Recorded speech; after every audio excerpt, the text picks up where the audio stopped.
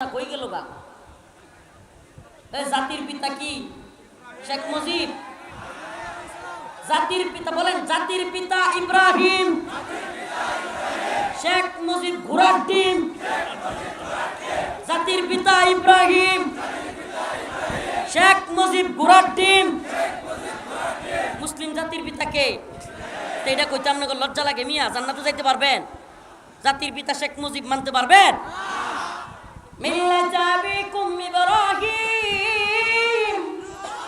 আল্লাহ নিজে কইছে তোমাদের জাতির পিতা কে? মিল্লাত আবিকুম ইব্রাহিম হুয়া সাম্মাকুমুল মুসলিমিন। তোমাদের জাতির পিতা ইব্রাহিম, আর তিনি তোমাদের নাম রাখছে মুসলমান। তিনিই মুসলিমের নাম রাখছে, আর হে জাতির পিতারে বলে গেছে। 16-17 বছর আরে কি করে নাই? টাকার মধ্যে বাপের ছবি, রাস্তার মুড়ে মুড়ে বাপের ভাস্কর্য, শেখ মুজিবের ভাস্কর্য, সেনাবাহিনী, পুলিশ, র্যাব, বিডিআর, বিশেষ বিশেষ দিনগুলোতে এদের বোল্টুর মধ্যে শেখ মুজিবের ছবি। আরে আল্লাহ, প্রত্যেক স্কুলে, মাদ্রাসায়, ভার্সিটিতে, অফিসে এত মোটা মোটা করে শেখ মুজিবের ছবি টানাইতে হবে। আচ্ছা বলেন, 16 বছরে এত কিছু কইরা 16 মিনিট পরে কি হইল? কল্লা ধরে মারোটান মুজিব হইছে খান খা। কথা বলে রে, সত্য না মিথ্যা? পোলাপান এই দেন 17 বছরে জাতির পিতা এইটা সেইটা বইয়ের মধ্যে, খাতার মধ্যে, কলমের মধ্যে, অফিসের মধ্যে, ভাস্কর্যের মধ্যে, টাকার মধ্যে, এই পুলিশের এই বল্টুর মধ্যে সব জায়গায় লাগাইল। 16 মিনিট পরে পোলাপান গিয়ে কল্লার দইরা টাইনে বাইর করে আর দইরা দইরা সুবাই রে। এই দেখেন না আপনারা ভিডিও?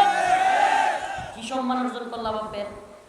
নাকি ঘৃণার পাত্র বানাইলে? আরো সম্মানী একটা ব্যক্তি বাংলাদেশের জন্য যতটুকুই করছে, তার সম্মানটা আরো হানি করলো কিনা?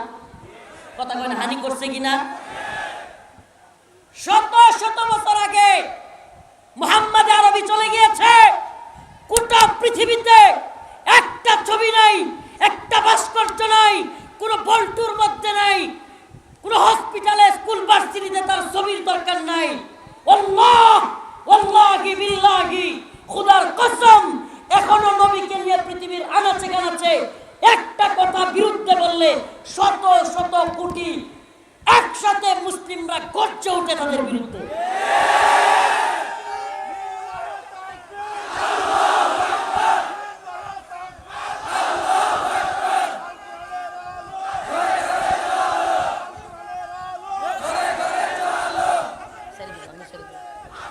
শুনেন, বলেন রাসূলুল্লাহ সাল্লাল্লাহু আলাইহি ওয়াসাল্লামের ভাস্কর্য কোথায়?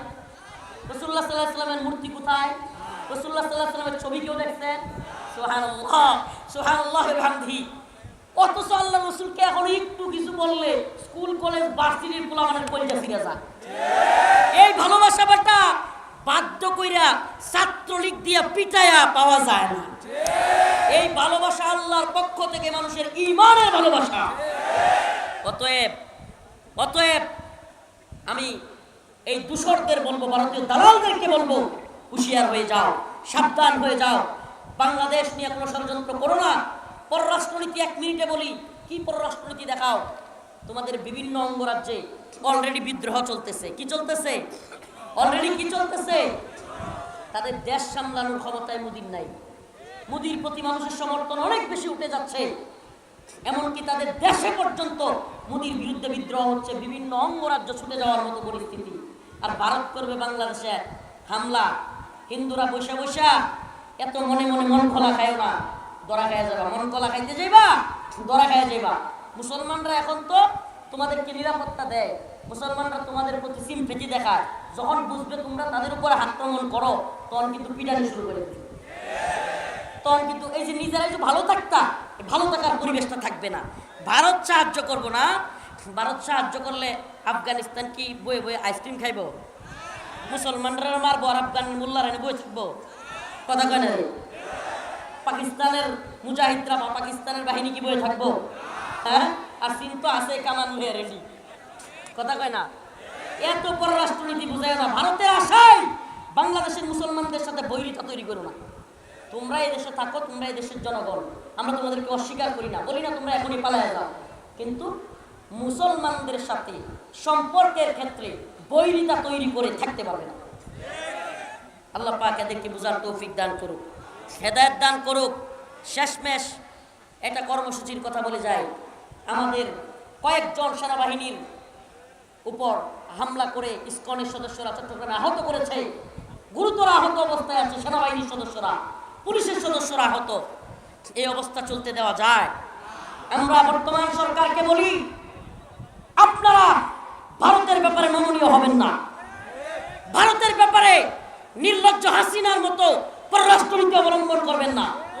কঠিন পদক্ষেপ নেন, বাংলাদেশের জনগণ আপনাদের পাশে থাকবে, উলামায়ে কেরাম আপনাদের পাশে থাকবে, কথা দিলাম।